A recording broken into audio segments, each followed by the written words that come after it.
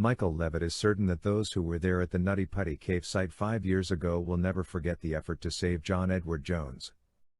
"We did our best out there to do a rescue, recovery, to get the death pronounced before Thanksgiving Day," he said, noting that rescuers rushed an EKG down into the cave to confirm Jones's death before midnight turned the clock to Thanksgiving. "We hustled so it wouldn't be a Thanksgiving memory for the family every year," said Levitt, a member of the Nutty Putty Cave management team. And then another decision about the cave was made. "It is not open and it will never be open again," Levitt said. The once popular recreation site was closed to serve as Jones's final resting place after the 26-year-old died after being trapped inside for 27 hours. Levitt, who was the cave's access manager, was there for the rescue that ended just moments before midnight. It remains both difficult and sentimental for Levitt, who sent in his son, then 15, to the narrow passageway with the EKG, because the teenager's size and the exhaustion of the other rescuers made him the best option. A friend ultimately took the device from Levitt's son to confirm Jones's death. Report ad. "It left an indelible imprint on all of our souls, I know that," Levitt said. "It was very tough. And for it not to be a safe rescue, we didn't mind working. We worked and worked and worked, but we never thought that he was going to die. It was devastating to all of us." For Levitt and the surrounding community, the cave itself was another loss. Levitt has spent 29 years as a Boy Scout leader, and the cave was a favorite place of the young men ages 14 to 18. "It was a perfect cave for beginner cavers, recreational cavers and Boy Scout groups," he said. "We wanted them to go in so they could learn to cave responsibly and learn to cave in a safe environment." Inside the cave, the young men learned confidence, team building and how to work and struggle together. First closed in September 2007, Levitt was among those who worked to see the cave reopened in March 2009.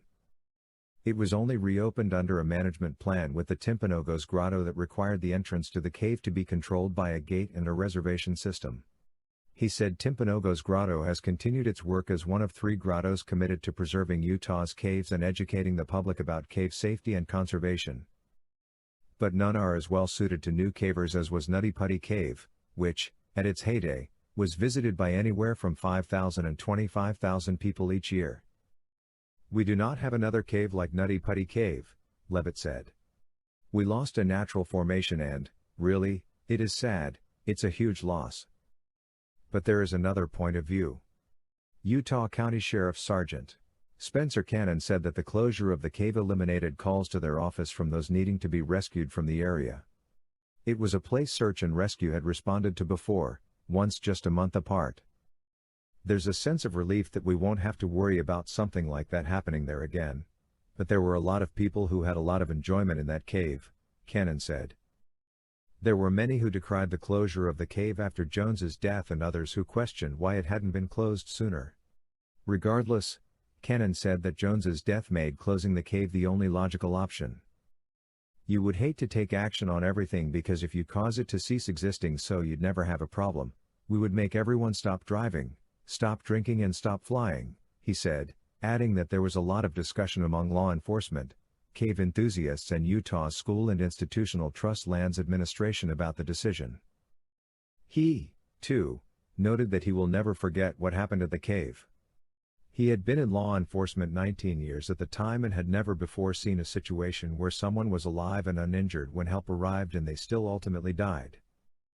"That's the hardest thing to look at on that one, was having someone who was completely alive and vibrant and then was at the opposite end of the spectrum at the end," Cannon said. "I don't think anyone will ever forget, when people ask me what are among the most memorable incidents, that's among the top of the most difficult."